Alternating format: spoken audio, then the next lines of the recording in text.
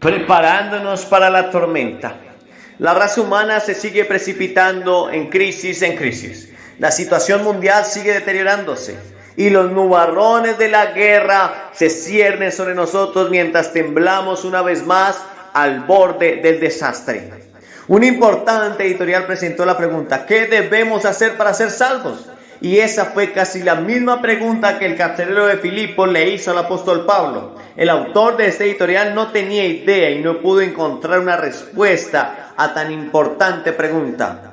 Sir James Rohr, uno de los mayores científicos del mundo, escribió: toda la raza humana se está desmoronando hacia la destrucción. Las naciones no tienen cordura. Suena como el profeta Jeremías, que dijo: las naciones bebieron de su vino y se enloquecieron. Jeremías 51:7. La historia ha demostrado cuánta razón tenía Jeremías. No es extraño que los libros de Daniel, del Apocalipsis, desechados con tanta facilidad en los primeros años del siglo XX, ahora les estén prestando palabras a quienes analizan estos tiempos. Hace mucho tiempo el apóstol Pablo nos dijo que llegaría el día en que la humanidad apartaría los ojos de la verdad y creería en las mentiras. No solo el mundo se enfrenta a una crisis, sino que el cristianismo contempla cómo se levantan gigantes para batallar en su contra, más poderosos, con más influencia, más global que cualquier contrincante que la iglesia haya conocido desde la caída del paganismo en Europa hace 1500 años. En las universidades y otras instituciones de educación superior se enseña una filosofía antisupernaturalista a los estudiantes. Se niega a Dios y se deifica al hombre. Hace mucho tiempo el apóstol Pablo nos dijo que llegaría el día en que la humanidad apartaría sus ojos de la verdad, que va a creer en las mentiras. Esta actitud naturalista se encuentra en gran parte de nuestra literatura contemporánea sobre Cristo mismo. Se niega el nacimiento virginal, se proclama que la resurrección corporal de Cristo es un mito y se dice que Cristo fue un hombre bueno, pero que no era Dios.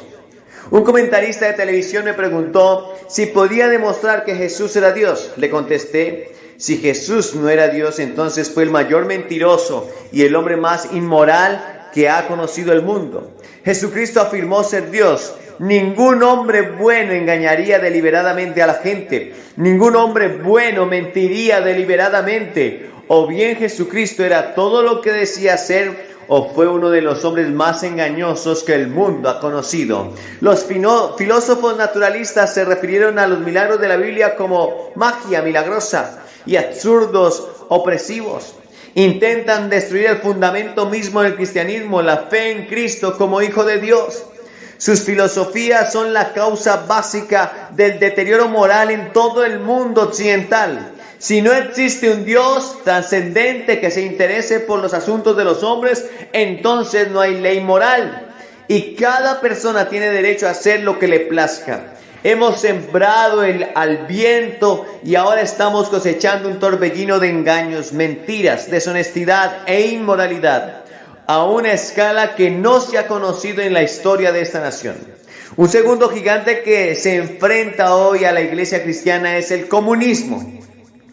Hay quienes piensan que si los comunistas se apoderan del mundo serán tolerantes con la religión.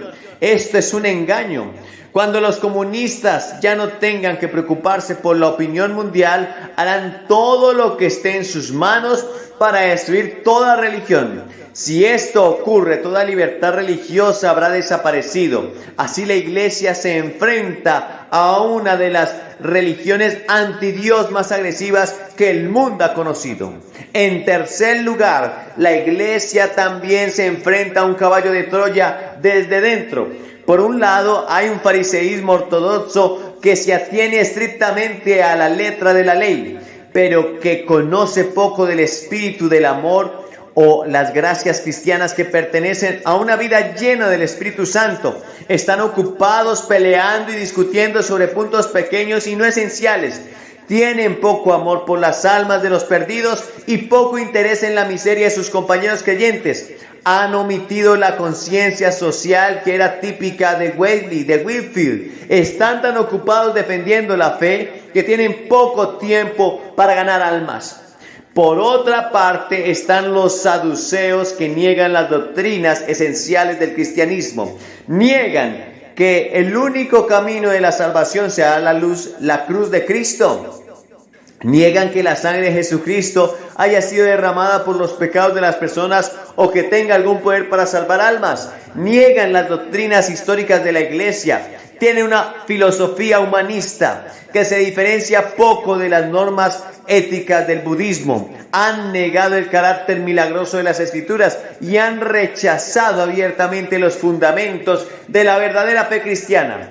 Creo que si Cristo viniera hoy en persona, denunciaría mordazmente tanto a los fariseos modernos como a los saduceos. Los llamaría de nuevo hipócritas, guías de ciegos, guías de los ciegos que cuelan un mosquito y que se tragan el camello. Sus palabras aún resuenan como el trueno. ¡Ay de ustedes, maestros de la ley, fariseos hipócritas!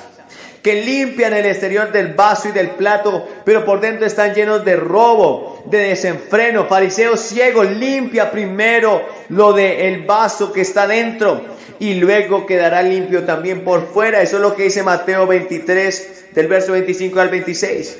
Volvemos a oír sus palabras. Ay de ustedes, maestros de la ley, fariseos hipócritas, que son como sepulcros blanqueados por fuera y lucen hermosos, pero por dentro están llenos de huesos de muertos y de podredumbre.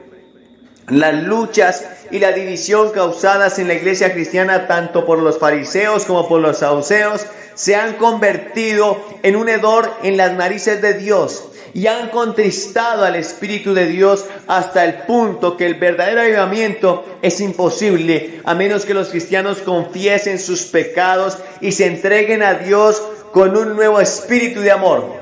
Ante estos enemigos y muchos otros, tanto de dentro como de afuera, la iglesia ¿qué debe hacer? ¿Qué deben hacer los cristianos ante estos enemigos? ¿Qué debemos esperar como resultado de estos conflictos?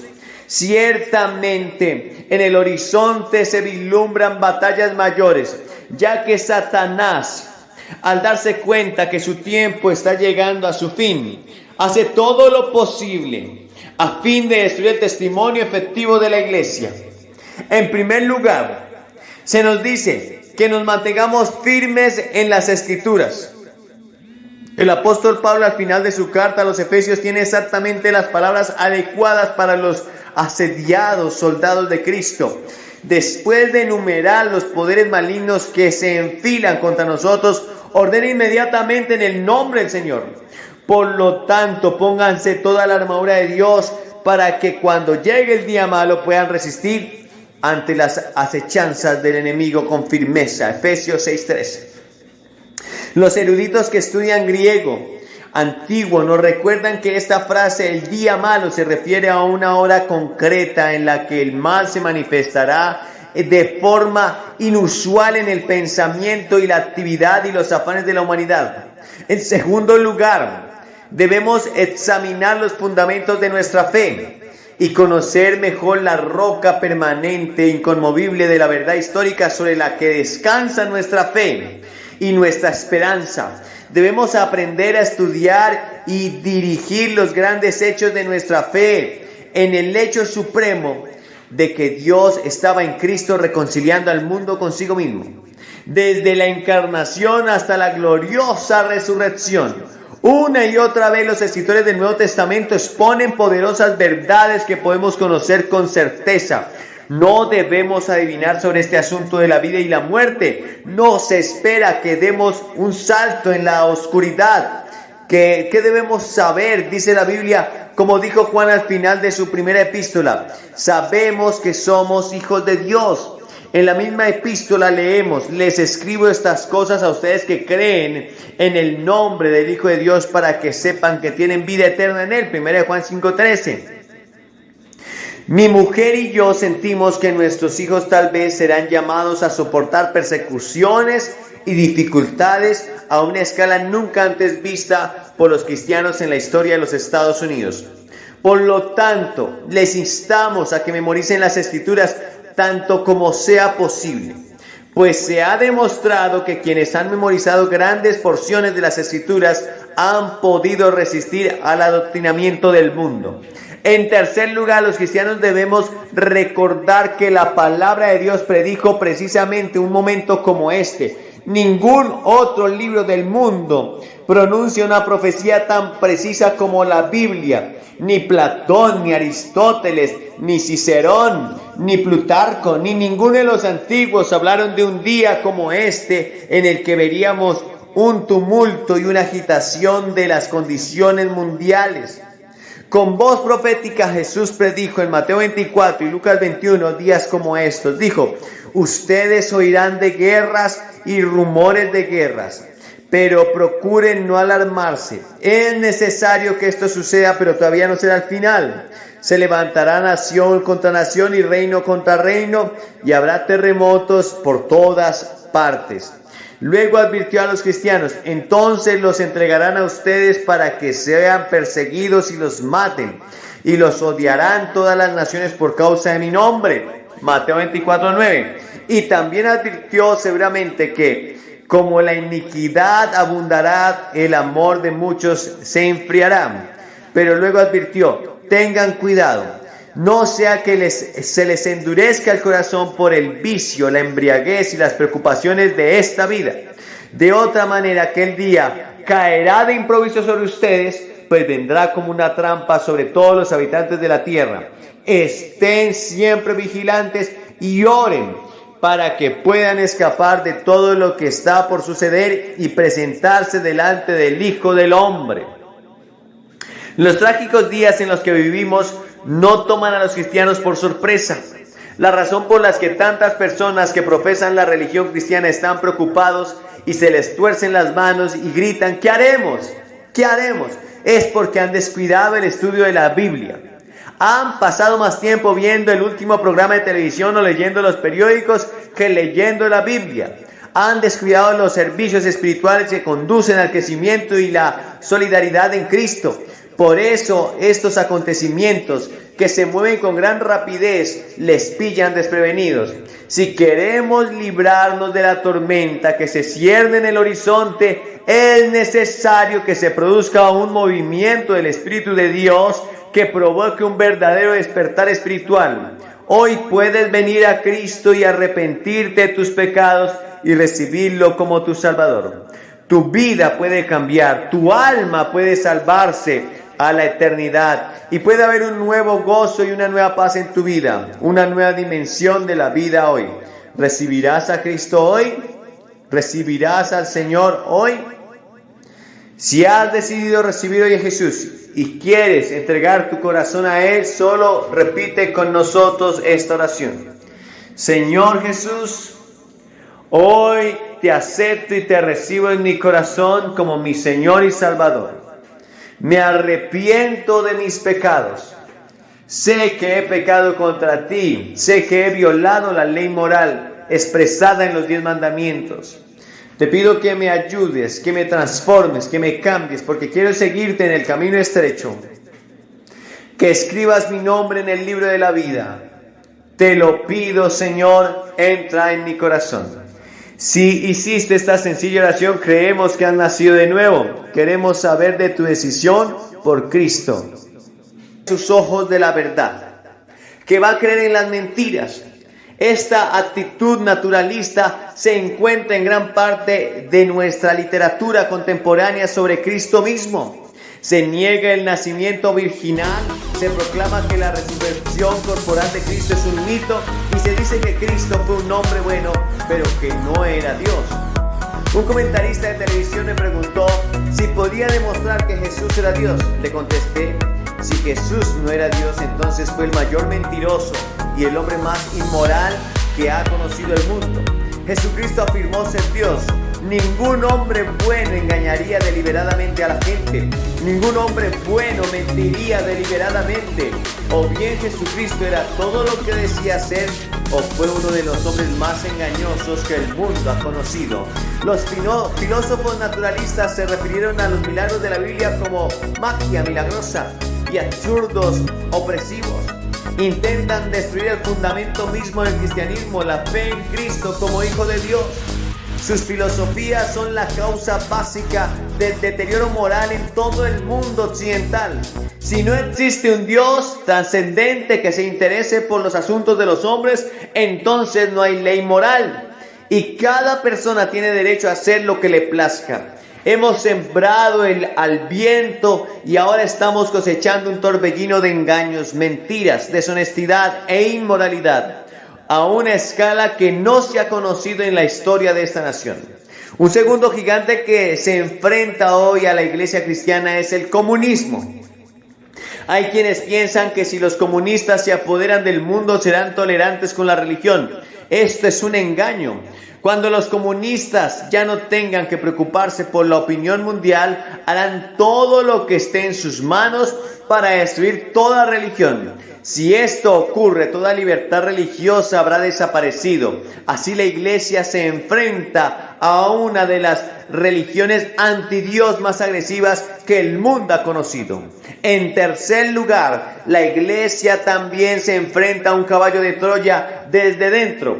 Por un lado, hay un fariseísmo ortodoxo que se atiene estrictamente a la letra de la ley, pero que conoce poco del espíritu del amor o las gracias cristianas que pertenecen a una vida llena del Espíritu Santo. Están ocupados peleando y discutiendo sobre puntos pequeños y no esenciales. Tienen poco amor por las almas de los perdidos y poco interés en la miseria de sus compañeros creyentes. Han omitido la conciencia social que era típica de Wesley, de Whitefield. Están tan ocupados defendiendo la fe que tienen poco tiempo para ganar almas.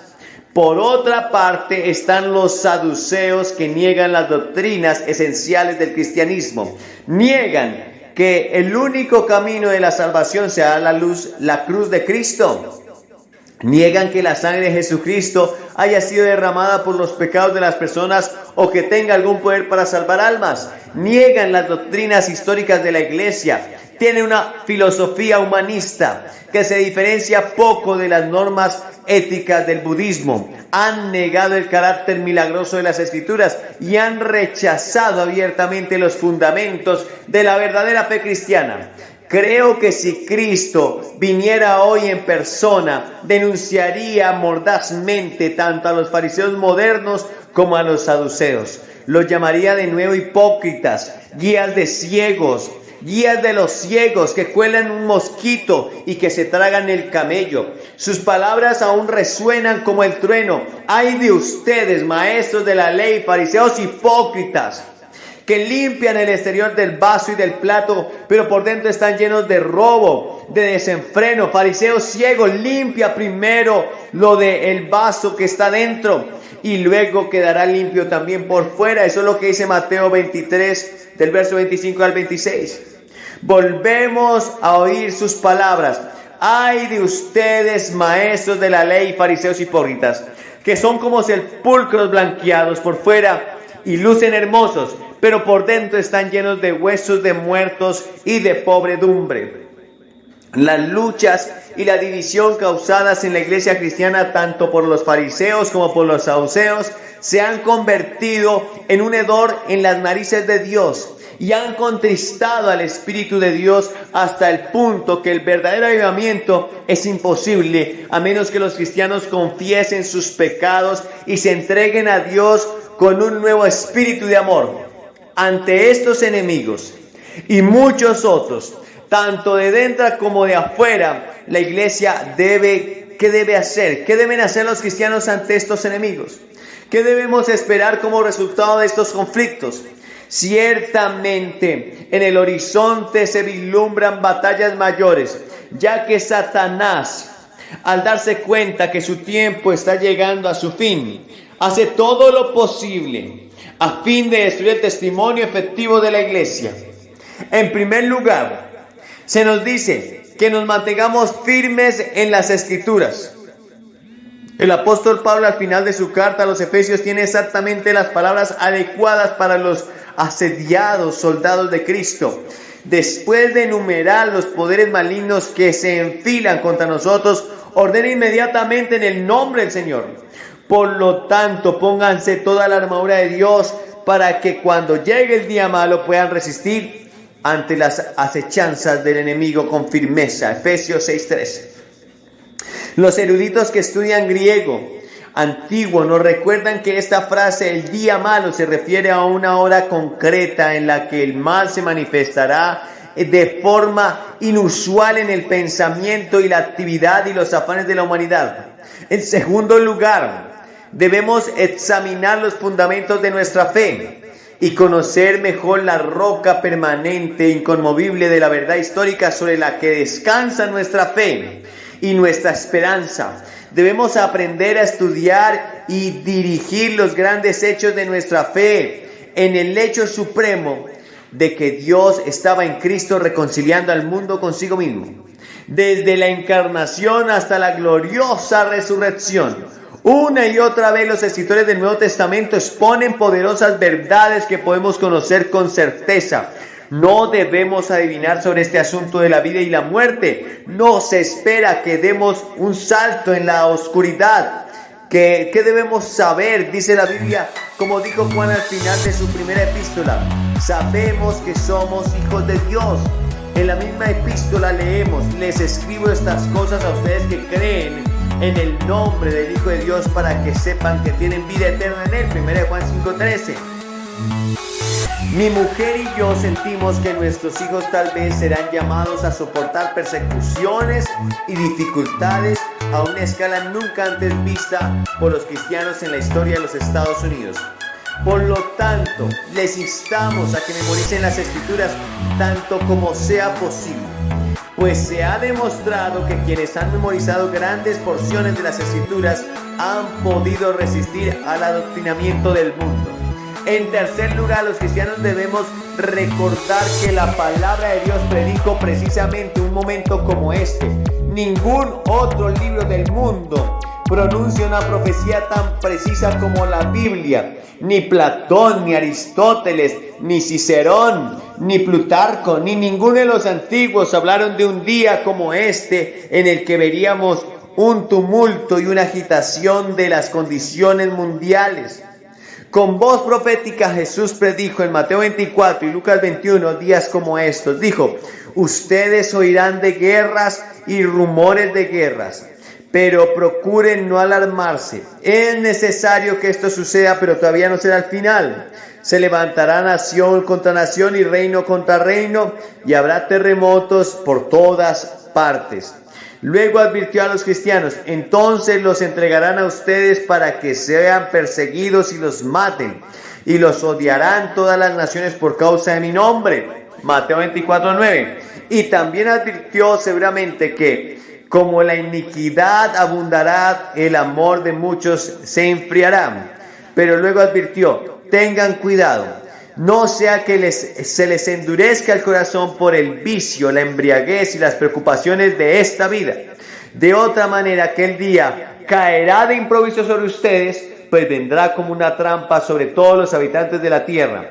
Estén siempre vigilantes y oren para que puedan escapar de todo lo que está por suceder y presentarse delante del Hijo del Hombre. Los trágicos días en los que vivimos no toman a los cristianos por sorpresa. La razón por la que tantas personas que profesan la religión cristiana están preocupados y se les tuercen las manos y gritan: ¿qué haremos? ¿Qué haremos? Es porque han descuidado el estudio de la Biblia. Han pasado más tiempo viendo el último programa de televisión o leyendo los periódicos que leyendo la Biblia. Han descuidado los servicios espirituales que conducen al crecimiento y la solidaridad en Cristo.